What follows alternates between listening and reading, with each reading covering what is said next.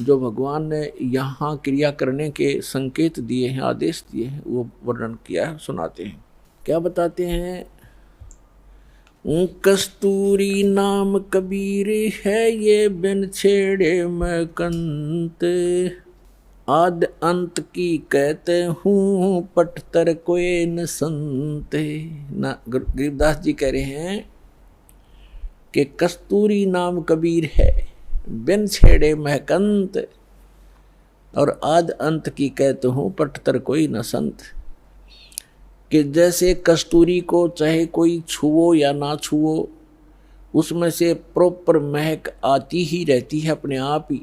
यानी परमात्मा कबीर जी की शक्ति अपने आप झलकती रहती है। जो संत उससे जुड़ जाता है, जो भक्त उससे जुड़ जाता है परमात्मा से, तो वो पल पल साथ रहता है और आभास कराते हैं परमात्मा कि मैं साथ हूँ भाई बच्चे। और वो भक्त फिर पल पल में परमात्मा से मिलने वाले लाभ को महसूस करता है। तो यहाँ कहते हैं कस्तूरी नाम कबीर है, परमात्मा से प्राप्त जो मंत्र है, परमात्मा की शक्ति उस मंत्र जाप करने वाले के अंदर अपने आप कार्य करती रहती है। और बिन छेड़े महकंत, आद अंत की कहते हूँ, पटतर कोई न संत। गरीबदास जी कहते हैं शुरू से और अंत तक बताता हूँ कि इस परमेश्वर कबीर जी के बराबर कोई संत भी नहीं है, भगवान भी नहीं है, समर्थ है। चिदानंद चंदन कला अवगत लहर उठंत, और झिन्न आकार अजोख पद त्रिकुटी में दिखंत।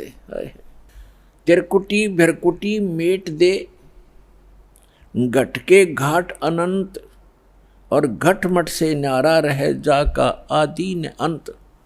अब क्या बताते हैं कि जो तुम इस बॉडी में परमात्मा को देखने की चेष्टा करते हो, इसके अंदर परमात्मा का केवल प्रतिबिंब ही देख सकोगे।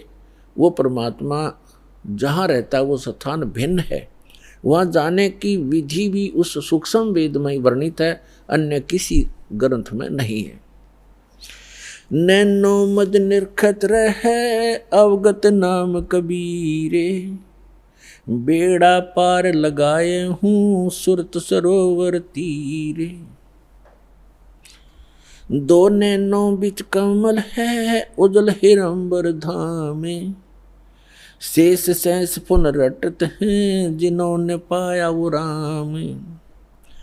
शेष 88 ना गए 24 पर चोखे, 33 पर तलब है कोई बकरा कोई भूखे।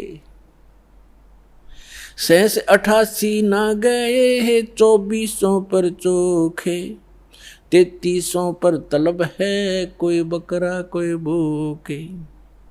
अब क्या बताते हैं परमात्मा?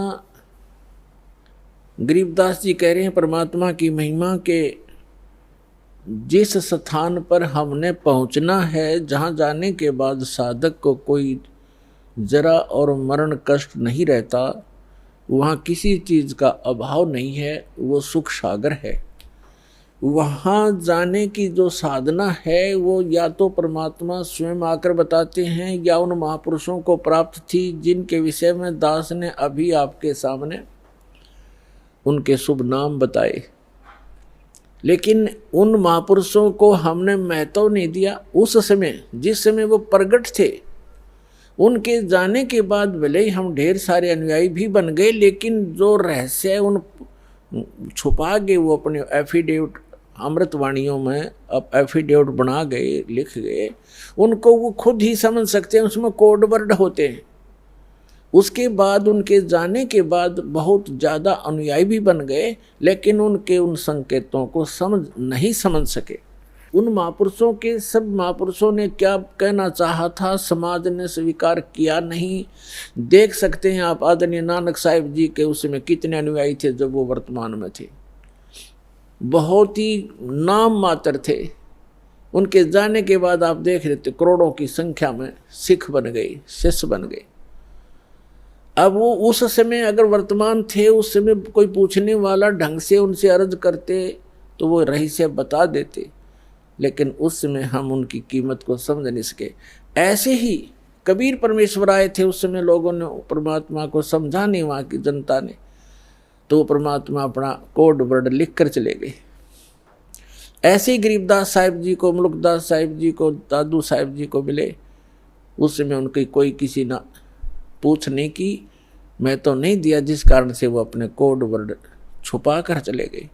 अब उन सभी सांकेतिक शब्दों को, उन रहस्य, अद्भुत रहस्यों को उजागर करने की बुद्धि इस दास को दी कबीर भगवान ने। तो सभी सदग्रंथों की, सभी महापुरुषों के शुभ संकेत हैं और रहस्य में संकेत है, उनको बताने के लिए इस दास पर मेहर करी है और वो आपको अब रूबरू कर रहा है। इसका लाभ उठाओ।